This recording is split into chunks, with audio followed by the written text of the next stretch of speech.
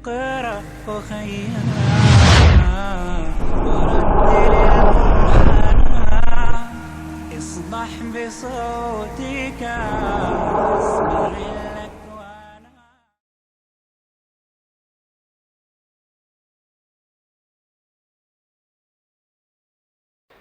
إن الحمد لله حمدا طيبا كثيرا مباركا فيه، وأشهد أن لا إله إلا الله وحده لا شريك له، وأشهد أن محمدا عبده ورسوله. أما بعد، فأعوذ بالله من الشيطان الرجيم. بسم الله الرحمن الرحيم. يا أيها الذين آمنوا اتقوا الله حق تقاته ولا تموتن إلا وأنتم مسلمون. بسم الله الرحمن الرحيم. رب اشرح لي صدري ويسر لي أمري واحلل عقدة من لساني يفقهوا قولي. آپ تمام سامعین اکرام کا استقبال ہے. السلام علیکم ورحمۃ اللہ وبرکاتہ. چوتھی نشست میں کل تک ہم جو درس ہمارا سلسلہ وار چل رہا ہے وہ سورہ بقرہ کے 16ویں رکوع یعنی 16 رکوع تک پہنچ چکے ہیں، جہاں پر ہر رکوع کی اس ترتیب مینٹین کی جا رہی ہے کہ ہر رکوع سے اس کا پیغام کانسیپٹ لیا جا رہا ہے. اس کے بعد ہر رکوع سے کسی ایک آیت کو لے کر اس سے کچھ ایک نصیحت حاصل کرنے کی کوشش کر رہے ہیں. جیسے بارہا کہا گیا، ہر آیت میں جو سو کئی ڈھیر سارے پیغام ہوتے ہیں جو علماء کرام آپ کو سمجھا سکتے ہیں، لیکن وقت کی نوعیت کے حساب سے ہر آیت سے کم ایک پیغام لینے کی کوشش کی جا رہی ہے. آج انشاءاللہ 17 رکوع کا آغاز کیا جائے گا. 17 رکوع میں جو آیتیں ہیں، آیت نمبر 142 سے آیت نمبر 147 تک ہے. اس رکوع کا کانسیپٹ اس طرح ہے کہ اس رکوع کے اندر تحویل قبلہ کا ذکر کیا گیا ہے، یعنی قبلہ جو پہلے بیت المقدس کی طرف تھا اس سے اللہ کے نبی صلی اللہ علیہ وسلم کو رخ پھیر کر کعبۃ اللہ کی طرف کر دیا گیا، جو پہلے سے قبلہ ابراہیمی تھا، یعنی ابراہیم علیہ السلام کے زمانے کا قبلہ وہی تھا. اس کا ذکر اس میں ہے. پلس یہود کا رد عمل، یعنی جیسے ہی قبلہ تبدیل ہو گیا تو یہود نے قبلہ تبدیل ہونے پر کیا اعتراضات شروع کیے، اس کا ذکر اس رکوع کے اندر کیا گیا. تیسرا، نبی صلی اللہ علیہ وسلم کے بارے میں یہود کے کتمان علم کا تذکرہ اس رکوع کے اندر کیا گیا. اس رکوع سے جس آیت کو ہم لے کر ہمارے لیے کچھ نصیحت کا پیغام لینے کی کوشش کریں گے وہ آیت نمبر 142 ہے. آیت اس طرح ہے: اعوذ باللہ من الشیطان الرجیم، بسم اللہ الرحمن الرحیم، وَكَذَلِكَ جَعَلْنَاكُمْ أُمَّةً وَسَطًا لِتَكُونُوا شُهَدَاءَ عَلَى النَّاسِ وَيَكُونَ الرَّسُولُ عَلَيْكُمْ شَهِيدًا وَمَا جَعَلْنَا الْقِبْلَةَ الَّتِي كُنتَ عَلَيْهَا إِلَّا لِنَعْلَمَ مَن يَتَّبِعُ الرَّسُولَ مِمَّن يَنقَلِبُ عَلَى عَقِبَيْهِ وَإِن كَانَتْ لَكَبِيرَةً إِلَّا عَلَى الَّذِينَ هَدَى اللَّهُ وَمَا كَانَ اللَّهُ لِيُضِيعَ إِيمَانَكُمْ إِنَّ اللَّهَ بِالنَّاسِ لَرَءُوفٌ رَحِيمٌ. آیت کا ترجمہ، اس کے بعد پیغام. ہم اسی طرح تمہیں عادل امت بنایا ہے تاکہ تم لوگوں پر گواہ ہو جاؤ، رسول صلی اللہ علیہ وسلم پر تم پر گواہ ہو جائیں. جس قبلے پر تم پہلے سے تھے اسے ہم نے صرف اس لیے مقرر کیا تھا، یعنی بیت المقدس، تاکہ ہم جان لے کہ کون رسول کا سچا تابعدار ہے اور کون ہے جو اپنی ایڑیوں کے بل پلٹ جاتا ہے. گویا یہ کام مشکل ہے، مطلب بیت المقدس سے لے کے مسجد حرام خانہ کعبہ کی طرف نماز میں پلٹ جانا، جو ابراہیم علیہ السلام کے زمانے اس کے دور میں قبلہ تھا، دین ابراہیم کے ماننے والے اس قبلے کو جانتے تھے، بہت مشکل تھا ان کے لیے پلٹنا. مگر جنہیں اللہ نے ہدایت دی ان پر کوئی مشکل نہیں. اللہ سبحانہ وتعالی ایمان ضائع نہ کرے گا. اللہ سبحانہ وتعالی لوگوں کے ساتھ شفقت اور مہربانی کرنے والا ہے. اس آیت سے انشاءاللہ پیغام لینے کی کوشش کریں گے. یوں تو کئی پیغام اس آیت کے اندر ہے، جیسے امت کو گواہ بنائیں گے، رسول اللہ علیہ وسلم ہم پر گواہ بنیں گے، الگ الگ ٹاپکس بن جائیں گے. لیکن جس ٹاپک پہ ہم آج تذکرہ کرنے کی کوشش کریں گے وہ ٹاپک ہے، گویا یہ کام مشکل ہے مگر جس کو اللہ عز و جل نے ہدایت دے دی اس کے لیے وہ کام مشکل نہیں ہوتا. بات بیان کرنے کا مقصد یہاں پر یہ ہے کہ ابراہیمی قبلہ جو تھا وہ کعبۃ اللہ تھا. اللہ عز و جل نے اس قبلے کو لوگوں سے بڑے دور دراز سے، یعنی بنی اسرائیل کے لیے قبلہ بیت المقدس فکس کر دیا تھا. اس کے بعد جیسے اللہ کے نبی صلی اللہ علیہ وسلم کی شریعت آ چکی، مدینہ ہجرت کرنے کے کچھ ہی دنوں بعد اللہ سبحانہ وتعالی نے قبلے کو تبدیل کر دیا کعبۃ اللہ کی طرف. سالوں سے موسیٰ علیہ السلام، عیسیٰ علیہ السلام، ہارون علیہ السلام کے زمانے سے قبلہ وہی تھا. یہود اور نصارہ اسی قبلے کو مانا کرتے تھے، عرب کے لوگ بھی اسی قبلے کی طرف تھے. لیکن اللہ کے نبی صلی اللہ علیہ وسلم کی چاہت تھی کہ دوبارہ ابراہیمی قبلہ لوٹا دیا جائے. اللہ تعالیٰ نے آگے کی آیت میں کہا ہم بار بار آپ کا آسمان کی طرف نظر اٹھانا، آپ کے دل کے ارادے کو جانتے ہیں کہ آپ چاہتے ہیں قبلہ دوبارہ یہ ہو جائے. اللہ عز و جل نے کہا اب رخ پھیر لیجئے. مدینے میں آپ صلی اللہ علیہ وسلم تھے ایک مسجد میں، جس مسجد کو آج قبلتین کہا جاتا ہے، یعنی دو قبلوں والی مسجد.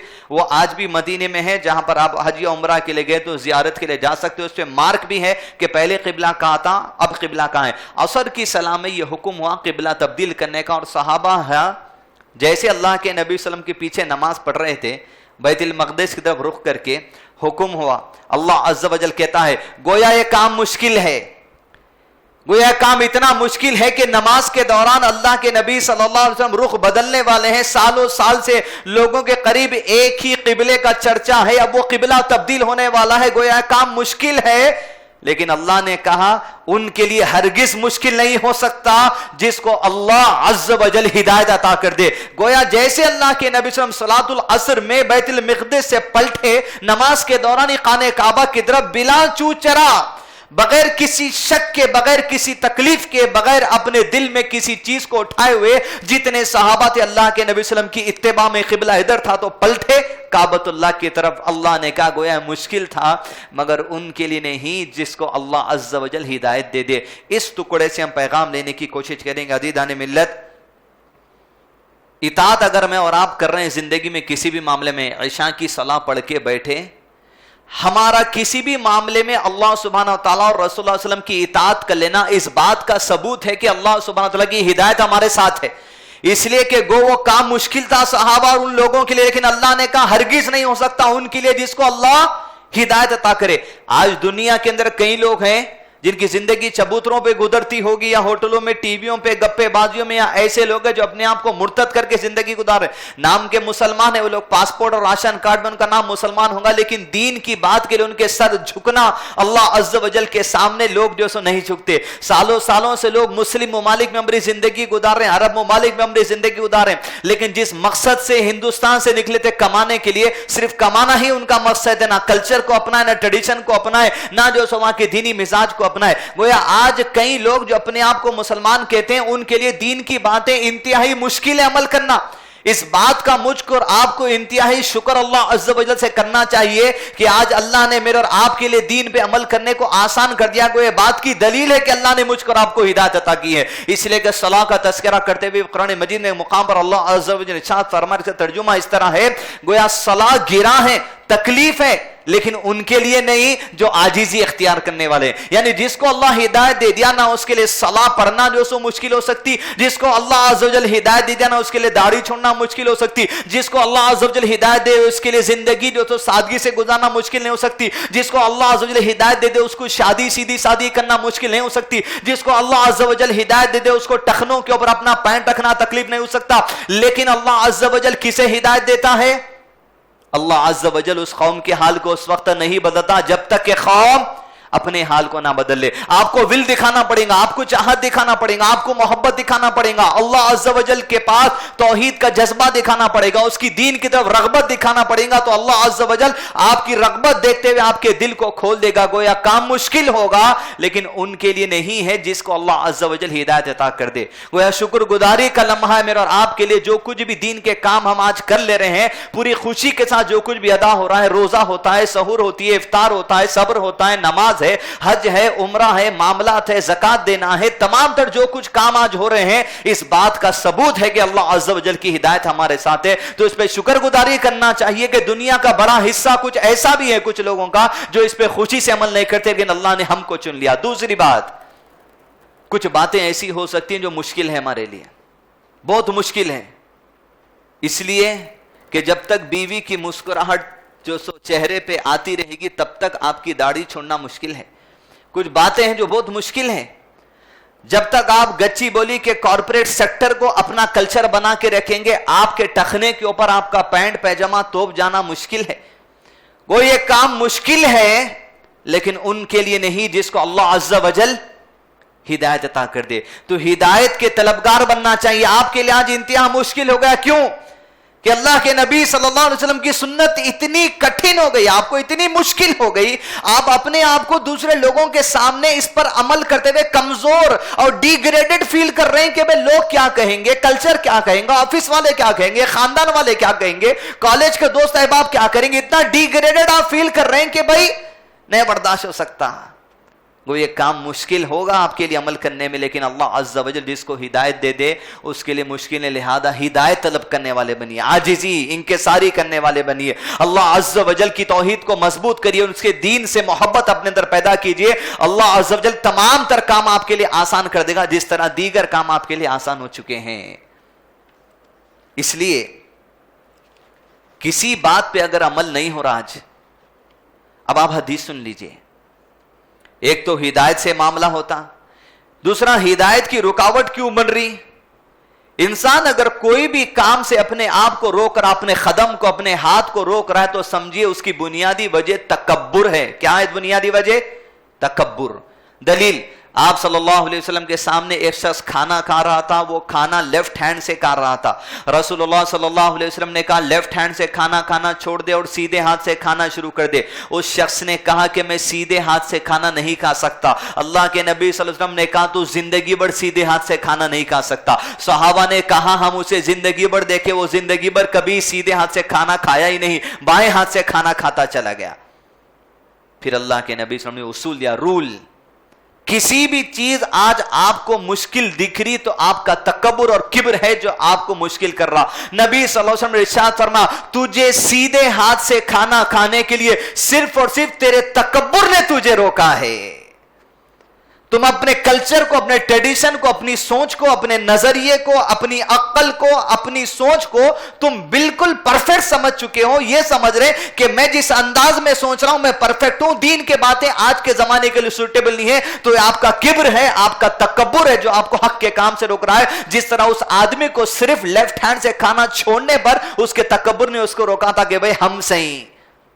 کسی بھی معاملے میں جس کو آپ سنت چھوٹی سمجھتے، پہلے تو قسم اللہ کی سنت چھوٹی ہوتی نہیں، کوئی سنت چھوٹی ہوتی نہیں، اگر چھوٹا ہوتا ہے تو ایمان چھوٹا ہوتا ہے جو گناہوں کی طرف سے کم ہوتا چلا جاتا ہے اور نیکیوں کی وجہ سے بڑھتا چلا جاتا ہے۔ سنت کوئی چھوٹی نہیں ہوتی، آپ کے قریب اگر سنت کی ویلیو چھوٹی ہے تو سمجھے آپ کا ایمان بہت چھوٹا ہے۔ بھی ایمان کو وسیع کرنے کی ضرورت ہے، تازہ کرنے کی ضرورت ہے، اس کو بڑھانے کی ضرورت ہے، وہ نیک اعمال سے، قربانیوں سے، جذبے سے بڑھتا ہے، اطاعت سے بڑھتا ہے۔ اور اب زندگی میں آئیں، اے ٹو زیڈ، اے سے لے کے زیڈ کا جتنے کام ہم دنیا کے اندر کرتے، اتنا یاد رکھیے آپ کوئی چوائس نہیں ہے وہاں پر، نہ چوائس ہے نہ ول ہے، کوئی اختیار باقی نہیں ہے۔ اللہ عز و جل نے قرآن مجید کے اندر واضح طور پہ اس آیت کو فرما دیا، سورہ احزاب سورہ نمبر 33 آیت نمبر 36 میں، وَمَا كَانَ لِمُؤْمِنٍ، توجہ سے سنیے، وَمَا كَانَ لِمُؤْمِنٍ وَلَا مُؤْمِنَةٍ إِذَا قَضَى اللَّهُ وَرَسُولُهُ أَمْرًا أَن يَكُونَ لَهُمُ الْخِيَرَةُ مِنْ أَمْرِهِمْ وَمَنْ يَعْصِ اللَّهَ وَرَسُولَهُ فَقَدْ ضَلَّ ضَلَالًا مُبِينًا۔ اور دیکھو اللہ کے نبی صلی اللہ علیہ وسلم کسی مومن مرد اور کسی مومن عورت، مسلمان ہے نا، کسی مومن مرد اور کسی مومن عورت کو اللہ اور اس کے رسول صلی اللہ علیہ وسلم کے فیصلے کے بعد، طریقہ آ جانے کے بعد، کلچر آ جانے کے بعد، لباس کا طریقہ، چہرے کا طریقہ، ٹخنوں کے اوپر پینٹ کا طریقہ، آنکھوں کے اوپر بال نہیں بنانے کا طریقہ، بال سیٹ کرنے کا طریقہ، شادی کا طریقہ، ولیمے کا طریقہ، عقیقے کا طریقہ، کاروبار کا طریقہ، بینکنگ نظام کا طریقہ، ٹریڈنگ کا طریقہ، امپورٹ ایکسپورٹ کا طریقہ، مساجد کا طریقہ، صلاح کا طریقہ، روزے کا طریقہ، افطار اور سحور کا طریقہ، دعوتوں کا طریقہ۔ اب جب طریقے آ چکے، دین کامل ہو چکا، دین مکمل ہو چکا، کسی مومن مرد اور کسی مومن عورت کو اختیار نہیں، جب اللہ اور اس کا رسول تمہیں کوئی فیصلہ دے دے اس کے بعد کسی امر کا کوئی اختیار باقی نہیں رہتا، اب تم کو کوئی ول نہیں ہے تمہارے پاس، اب کوئی چوائس نہیں ہے تمہارے پاس، اب الا یہ کہ جو اللہ اور اس کے رسول صلی اللہ علیہ وسلم نے طریقہ بتایا اسی کو اڈاپٹ کر لو، کوئی چوائس ہے نہیں۔ اگر آپ اپنی مرضی سے کسی چیز کو چھوڑ رہے ہیں تو واضح طور پہ وہ گناہ ہے، یہ بات کو جان لیجئے۔ اب اختیار نہیں ہے کسی کے پاس، نہ مردوں کے پاس ہے نہ عورتوں کے پاس ہے، طریقہ بتا دیا گیا بھئی یہ دین اللہ عز و جل کا اے سے لے کے زر تک دنیا کے اندر گزارنے کے لیے چاہے جس بھی شعبے میں جس بھی برانچ میں آپ ہاتھ ڈال لیجئے، دین اسلام وہاں میرے اور آپ کی رہنمائی کرتا ہے، چوائس نہیں ہے وہاں پر۔ بینک اٹھا کے دیکھ لیجئے، بینکنگ نظام موجود ہے، پولیٹکس اٹھا کے دیکھ لیجئے، پولیٹیکل نظام ہمارے پاس موجود ہے، ہر چیز کا نظام اللہ عز و جل نے کامل کر دیا۔ اب امر باقی نہیں، یاد رکھو اللہ تعالیٰ اور اس کے رسول کی جو بھی نافرمانی کرے گا وہ صریح گمراہی میں پڑے ہیں، یہ گمراہی ہے امت کی اگر وہ اپنے آپ کو اللہ کی کتاب اور رسول اللہ صلی اللہ علیہ وسلم کی حدیث کے سامنے کوئی طریقہ سمجھ لیں۔ اس آیت کا شان نزول اس وقت آج جب اللہ کے نبی صلی اللہ علیہ وسلم کے منہ بولے بیٹے جس کو آپ صلی اللہ علیہ وسلم نے پال لیا تھا، زید رضی اللہ عنہ، جن کے بارے میں آتا ہے کہ اصل میں تو عرب تھے لیکن بچپن میں ان کو کسی لوگوں نے زبردستی اٹھا کر غلام کی حیثیت سے بیچ دیا تھا۔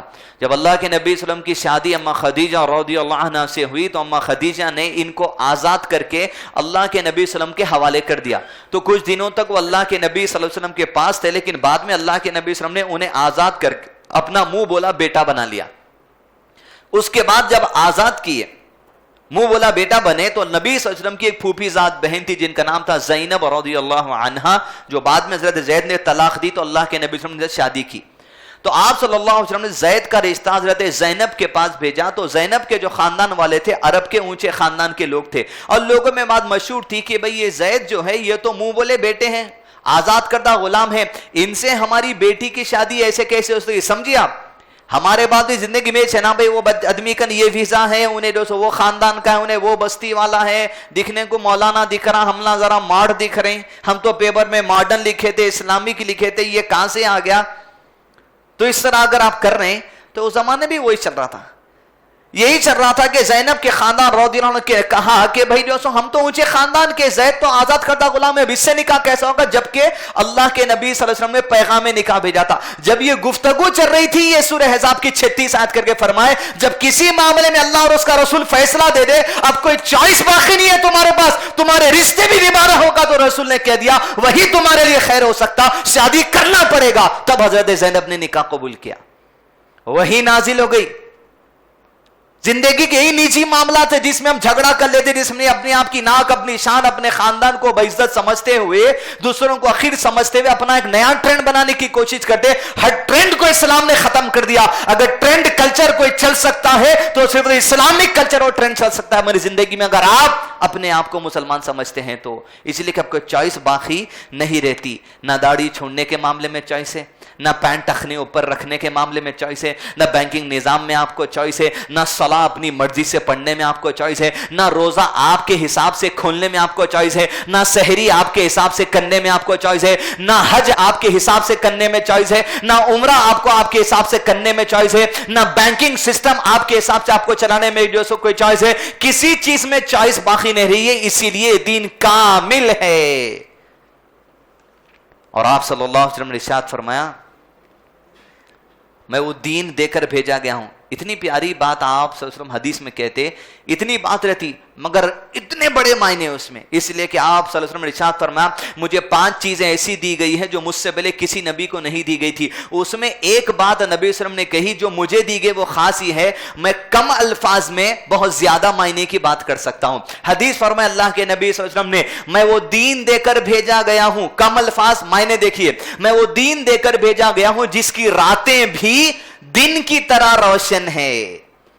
یعنی کوئی بڑے سے بڑا مسئلہ تمہارا، کوئی باریک سے باریک مسئلہ تمہارا جس کے لیے تم پریشان ہوتے ہو، دین میں اس کا کیا مسئلہ ہوگا؟ رسول اللہ صلی اللہ علیہ وسلم نے کہا جیسے دن کے وقت میں چہروں کو دیکھ لیتے ہو، اسی طرح اللہ کے دین میں ہر مسئلے کو تم ڈے لائٹ کی طرح دیکھ لو گے۔ کوئی چیز اندھیرے میں نہیں ہے، بڑے سے بڑا باریک سے باریک مسئلہ دین کی گہرائی میں کوئی چھپا ہوا ہوگا، احادیث کی کتابوں میں کوئی چھپا ہوا ہوگا، لیکن تم سے چھپا ہے، وہ تو ڈے لائٹ کی طرح ہدایت دے کے روشن ہے، تمہیں دیکھنا پڑے گا۔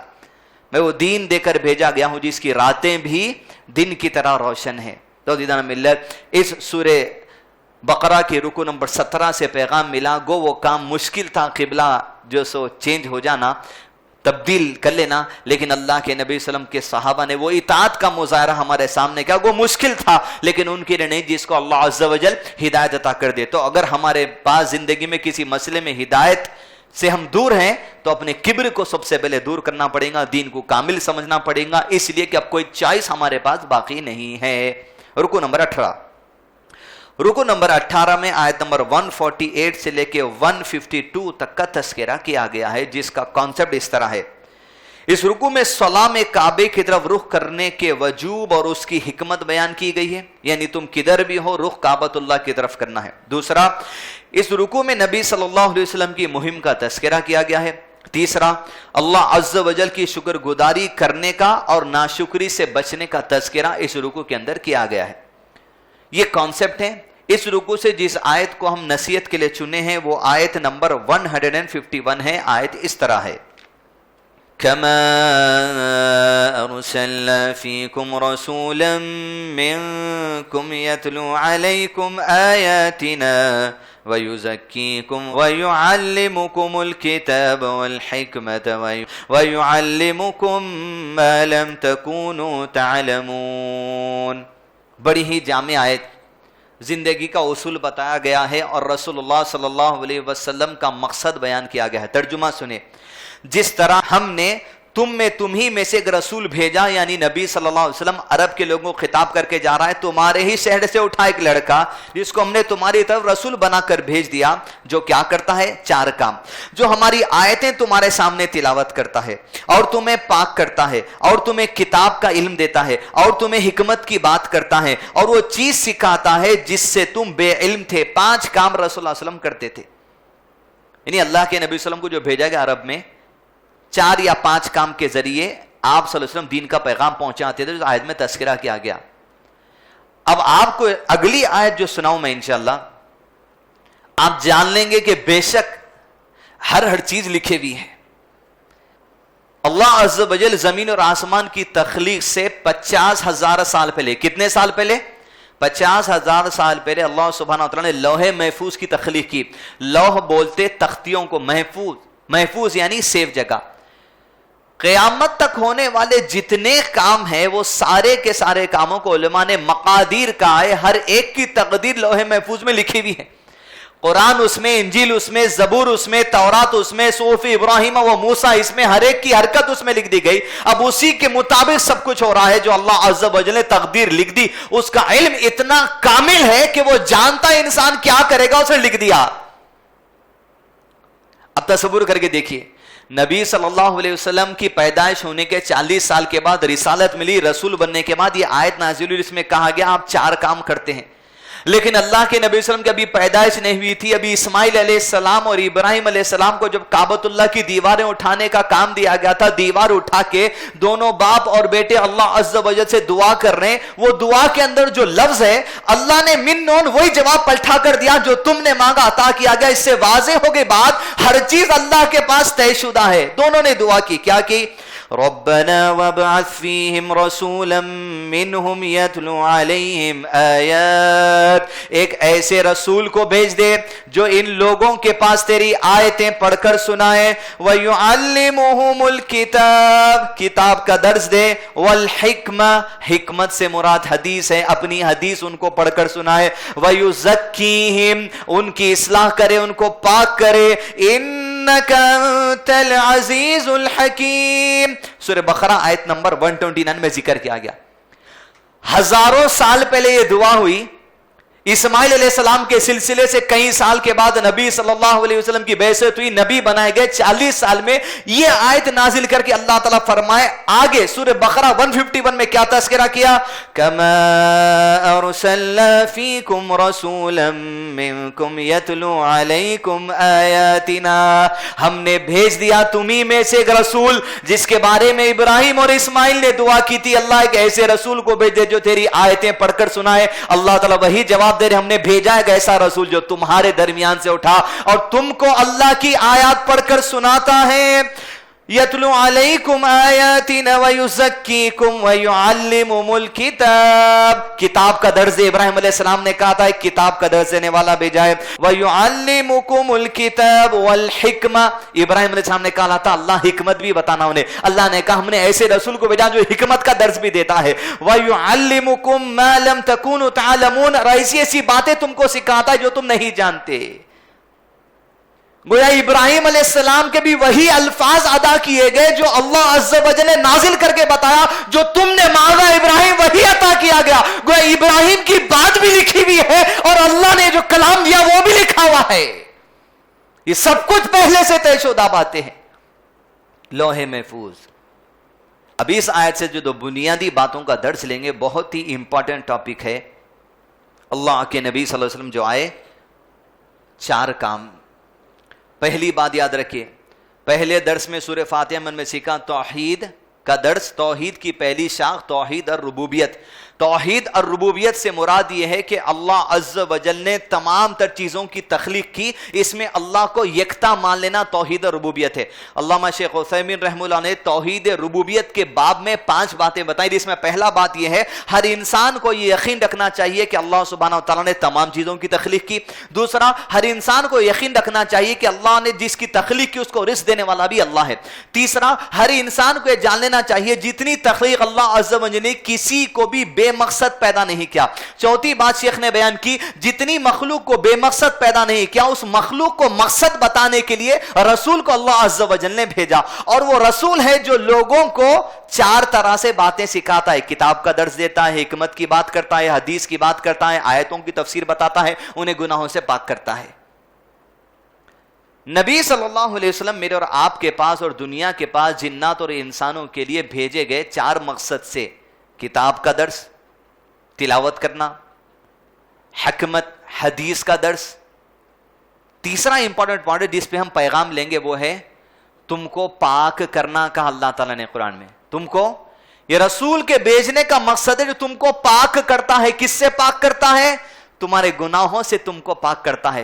تمہیں کلچر میں زندگی گزارتے ہو، تمہیں ٹریڈیشن میں زندگی گزارتے ہو، اپنے عقیدوں میں زندگی گزارتے ہو، تمہارے وہ عقیدے، تمہارا کلچر، تمہارا ٹریڈیشن، تمہارے زندگی کا طریقہ کار، وے آف لائف صحیح ہے یا نہیں ہے، اللہ تعالیٰ اس سے راضی ہونے والا ہے نہیں ہے، یہ رسول تم کو بتائیں گے۔ اگر تم غلط ہو تمہارے کلچر کو پاک کرے گا، اگر تم غلط ہو تمہارے ٹریڈیشن کو پاک کرے گا، اگر تم غلط ہو تمہارے عبادت کے طریقوں کو پاک کرے گا، اگر تم غلط ہو تمہارے تجارت کے طریقوں کو پاک کرے گا، اگر تم غلط ہو تو تمہارے پولیٹیکل طریقوں کو پاک کرے گا۔ تمام تر زندگی کے شعبے میں جو تم طریقہ اپنا چکے ہو، اس طریقے میں اگر تم غلط ہو تو رسول کے بھیجنے کا مقصد یہ ہے کہ وہ تمہیں پاک کرنے والا ہے۔ اب پاکی کے اوپر نصیحت دینے کی کوشش کریں گے۔ رسول اللہ صلی اللہ علیہ وسلم کے بھیجنے کا مقصد امت کو پاک کرنا۔ اگر آپ گزشتہ 10-12 سال 18-15 سال والی اپنی زندگی لے لیے، جب تک اگر ہم قرآن اٹھا کے نہیں پڑھتے تھے، حدیث نہیں پڑھتے تھے، ایسے لوگوں کی محفلوں میں نہیں بیٹھتے تھے جو اللہ کے دین کی بات بتاتے، تو کیا تھا اپنا کلچر؟ کنڈے، گھوڑے، جھنڈے، تھالیاں، یہ سب کامات ہیں۔ رسول کا دین آیا، رسول کی حدیث ہمارے کانوں میں گئی تو رسول کے دین سے ہم کیا ہو گئے؟ وہ تمام چیزوں سے پاک ہو گئے، دور ہو گئے۔ رسول کو بھیجنے کا مقصد ہی ہے۔ ابھی بھی زندگی میں کئی باتیں ایسی ہوں گی جہاں ہمیں اصلاح کی ضرورت ہے، ہمیں پاک کرنا ہے، رسول کو بھیجنے کا مقصد یہ ہے۔ رسول نے پاک طریقہ بتا دیا، اب اختیار ہمارا ہے کہ پاک ہونا چاہتے نہیں ہونا چاہتے۔ جب رسول کو بھیجا گیا دنیا کے کلچر اور زندگی کے طریقے کو پاک کرنے کے لیے، اس کے باوجود آج جو امت میں کچھ لوگ ایسے ہیں جو اپنے آپ کو مسلمان سمجھتے ہیں اور کہتے ہیں، لیکن یہ دین طریقہ آ جانے کے بعد بھی لوگ اس دین کے نام پر کچھ نئی چیزیں لے کر آتے ہیں اور یہ کہتے ہیں یہی دین ہے۔ رسول کے بھیجانے کا مقصد کیا ہے؟ پاک کرنا۔ رسول تمہارے ٹریڈیشن، تمہارے کلچر کو پاک کر کے چلے گا، اور تم ابھی بھی ایک نیا کلچر، نیا ٹریڈیشن لے کے آ کے یہ کہتے ہو یہ دین ہے، یہ ثواب کا کام ہے، اسے کرو۔ اسے کہتے ہیں، کیا کہتے ہیں؟ کیا بولیں گے؟ بدعات۔ بدعات۔ دین پاک ہے بھائی، رسول پاک کر کے چلے گئے آپ کو آیات اور احادیث کے ذریعے، اور آپ بول رہے ہیں ابھی بھی دین میں کچھ لا سکتے۔ ارے نہیں بھائی، اس میں برا کیا ہے؟ ہم غلط کیا کر رہے ہیں؟ اچھا کیا کر رہے ہیں ہم بول رہے ہیں کھانا کھاتے وقت میں بسم اللہ وعلی برکت اللہ، برکت کی دعا کر رہے ہیں، اللہ کی طرف سے خیر کی دعا کر رہے ہیں، جبکہ اللہ کے نبی صلی اللہ علیہ وسلم نے کھانے کی دعا بتا دی۔ تم پاک ہو چکے، اب کوئی دوسری دعا لانے کی ضرورت نہیں ہے تم کو، بسم اللہ سکھا دیے بس۔ تمہیں نیت کا طریقہ بتا دیا گیا کہ تمہیں روزہ رکھتے وقت میں سحور سے پہلے فجر کی نماز سے پہلے نیت کرنا ہے۔ نیت یعنی دل کے ارادے کا نام، تو تم کہتے ہو نویتم صم غدا للہ تعالی من صوم رمضان، تم دین کا نام دے کے بول رہے میں اللہ کا ہی تو نام لے رہے ہیں, رحمت تو مانگ رہے ہیں, برکت تو مانگ رہے ہیں. مسجد سے نکلنے کی دعا تم نے بنا دی اللہم انی اسألک من فضلک و رحمتک. جو رسول نے تم کو پاک کیا تھا طریقہ وہ یہ تھا اللہم انی اسألک من فضلک, اتنا ہی تھا. تم رحمتک ایڈ کر دی اور بول رہے بھائی اس میں ہم کیا برا کر رہے ہیں. تم جب سلام کرتے ہو السلام علیکم ورحمۃ اللہ وبرکاتہ وہ مغفرت ہو, ارے بھائی مغفرت تو نہیں ہے, بولیں گے بھائی ہم غلط کیا بول رہے ہیں, بھائی مغفرت تو لا رہے ہیں. تم غلط کچھ نہیں کر رہے ہیں. تم کیا کر رہے ہیں سنیے. دین کے نام پر کوئی نیک عمل سمجھ کے آپ کر رہے ہیں, اس کو دین کا حصہ بنانے کے جا رہے ہیں, تو دو خطرناک کام آپ کر رہے ہیں. پہلا کام آپ کے عمل کے ذریعے اس بات کی گواہی دے رہے ہیں کہ اللہ کے نبی صلی اللہ علیہ وسلم نے دین مکمل نہیں بتایا, کچھ باتیں چھپا دی تھی جو آج حیدرآباد بیٹھ کے ہم تمہیں بتا رہے ہیں. رسول دین کامل نہیں بتائے, جو تم جو سو مسجد سے نکلنے کی دعا سکھا رہے, جو تم کھانا کھانے سے پہلے کی دعا سکھائیں گے, جو تم روزہ کھولنے کی دعا سکھائیں گے, جو تم سحر کرنے کی نیت سکھائیں گے, اس سے بات کی دلیل تم پیش کر رہے ہو کہ رسول نے کچھ باتیں چھپائی اور رسول نے نامکمل دین تمہارے سامنے پیش کیا. اس لیے آج تمہاری عقل کو ضرورت پڑی دوڑے دوڑانے کی اور کچھ باتیں دنیا کے سامنے پیش کرنے کی اور کتاب میں چھپا کے بانٹنے کی. تم یہ بات پیش کر رہے ہو اپنے عمل کے ذریعے. اور دوسری خطرناک بات یہ ہے, نبی صلی اللہ علیہ وسلم جو کچھ بھی دین پیش کیے کس کے سامنے پیش کیے؟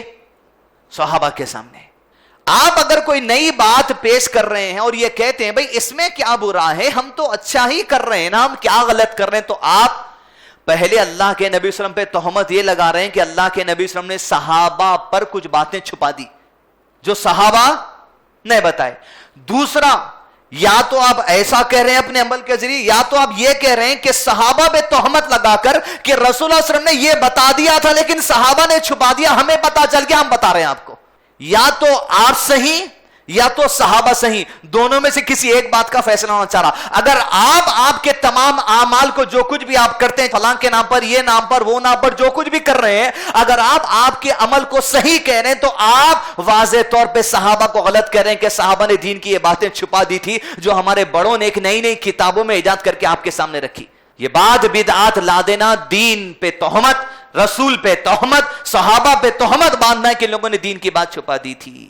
تو دوستوں ایسا ہرگز ہرگز ہرگز ہو نہیں سکتا کہ اللہ عز و جل کے دین میں کوئی ہم نئی بات لے کر آئیں.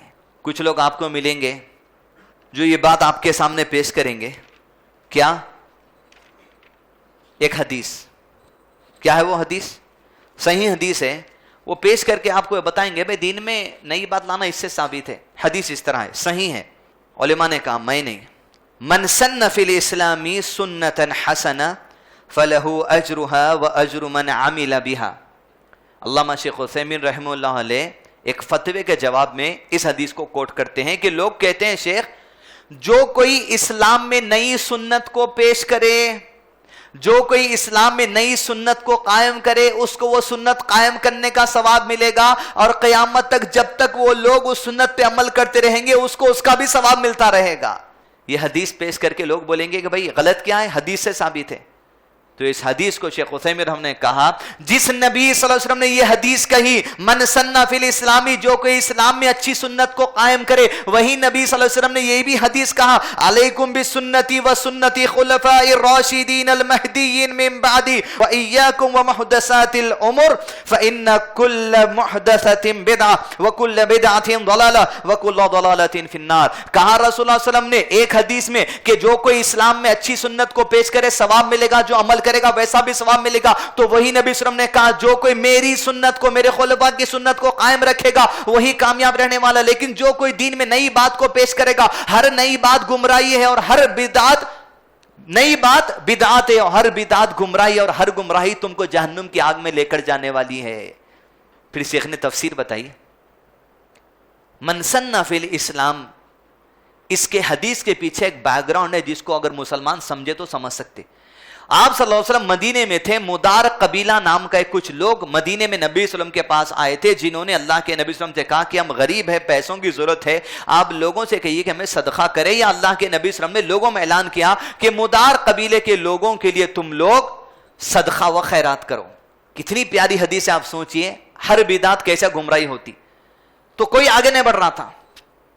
ایک شخص اللہ کے نبی صلی اللہ علیہ وسلم کے پاس آیا, جو چھوٹی سی ایک تھیلی میں چاندی بھر کر لے کے آیا, چاندی کے سکے, چاندی کی کوئی چیز, وہ لا کر چاندی کا جو بیگ تھا چھوٹا یا بڑا نبی صلی اللہ علیہ وسلم کے سامنے ڈال دیا. سب سے پہلے صدقہ کرنے والا یہ تھا.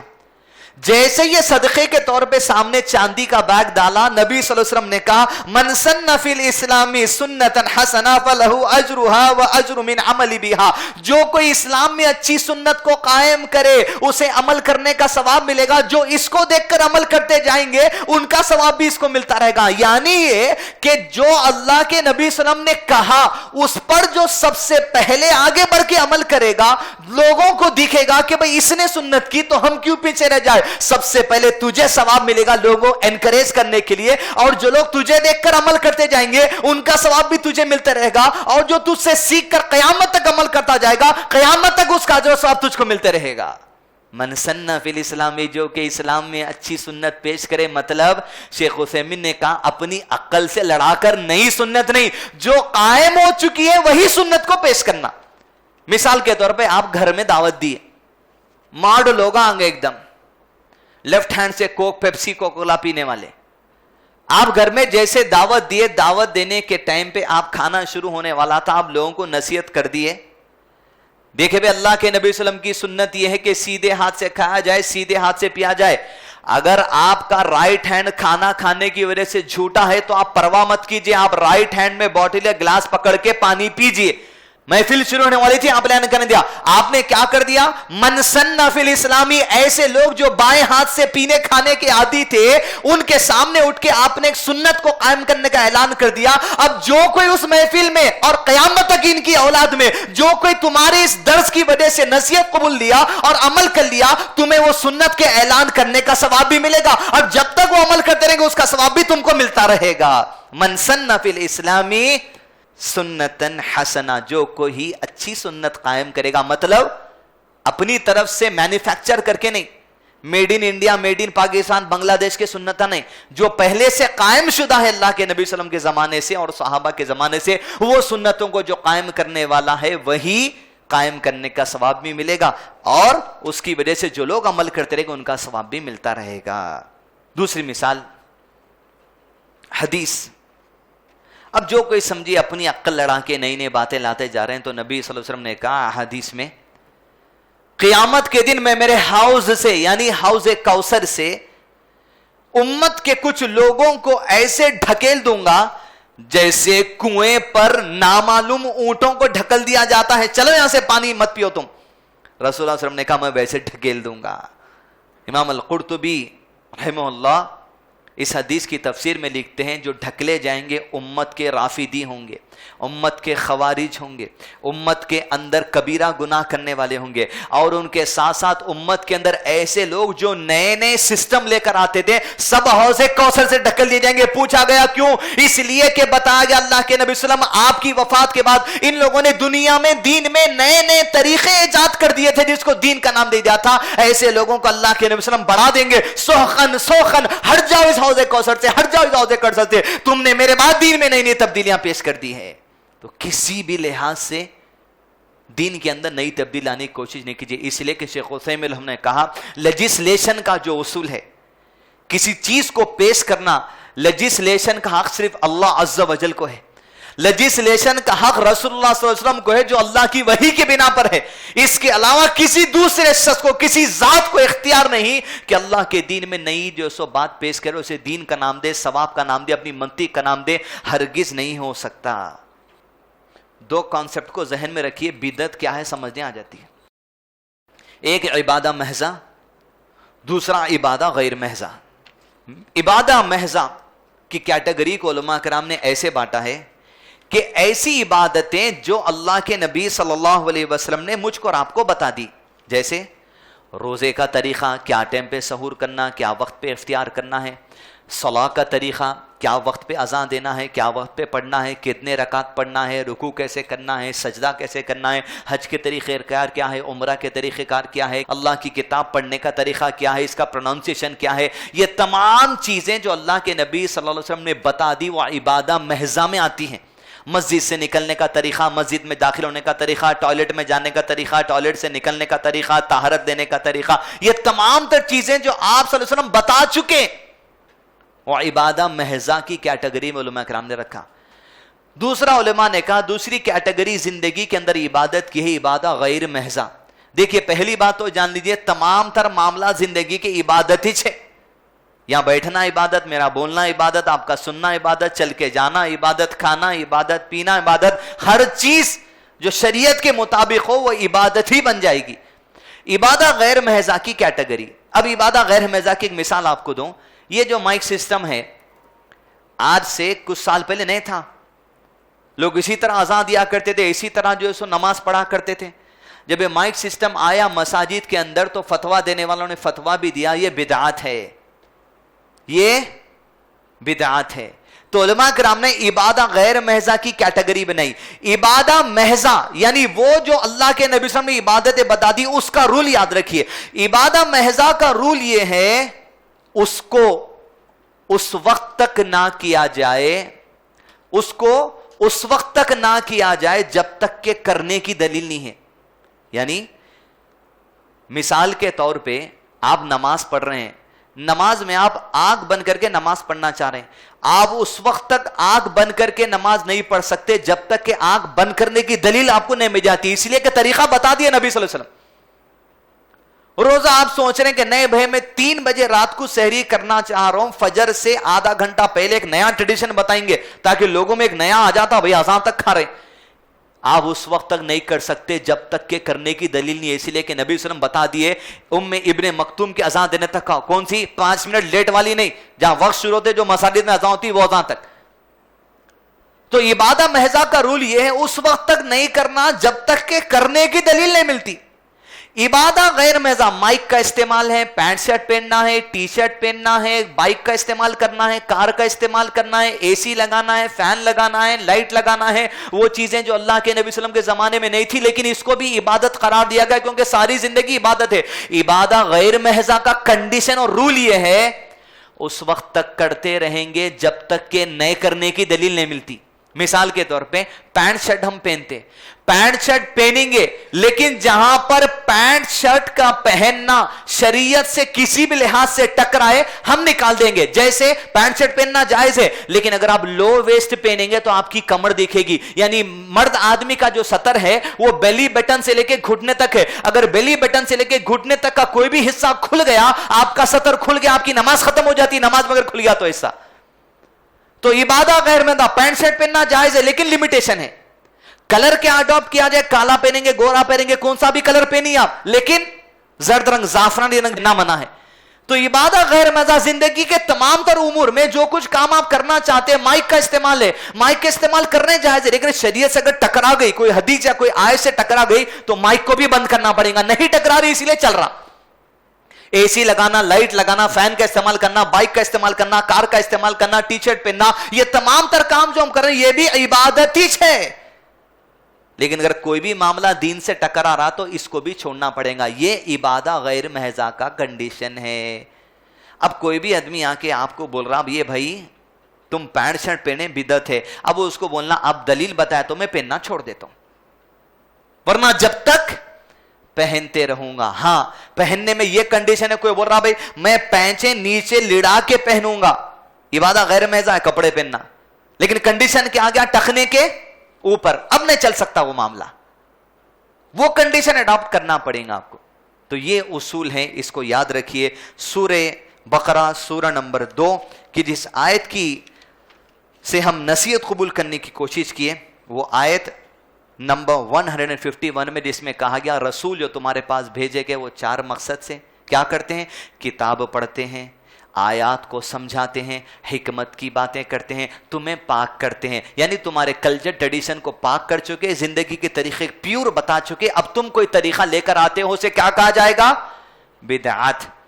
بدعت میں سمجھنے کے لیے عبادہ محضہ عبادہ غیر محضہ کا کانسیپٹ ذہن میں رکھیے. بات ہر ایک کو آپ الحمدللہ ٹیکل کر سکتے. پلس من سنّ فی الاسلام, جو کوئی اسلام میں اچھی سنت کو قائم کرے, مطلب کون سی سنت, وہ جو پہلے سے قائم شدہ ہے اس کو قائم کرنا. کالج میں آپ جاتے سارے لڑکے ٹخنے کے نیچے پینٹ پہنتے, سب کے سامنے آپ بولے بھائی آج سے سنت اڈاپٹ کریں گے, ٹخنے کے اوپر رکھیں گے. آپ نے سنت کو قائم کیا, अब जितने आपको देखकर फॉलो करेंगे आपको भी उसका जरूर सवाब मिलता रहेगा। तो इन्हीं बातों के साथ आज के दर्स का इख्तिताम किया जाता है। रब्बना ला तुज़िग़ क़ुलूबना बअद इज़ हदयतना व हब लना मिन लदुनका रहमह इन्नका अंतल वह्हाब व आखिरु दअवाहुम अनिल हम्दुलिल्लाहि रब्बिल आलमीन। اقرأ أخيا ورتل القرآن اصبح بصوتك اسمع الأكوان. اقرأ كلام الله داوي نفوسنا لنحس في أعماقنا الإيمان. من فؤاد كالحجارة قسوة فإذا وعى القرآن حين لانا. كم من فؤاد كالحجارة قسوة فإذا وعى القرآن حين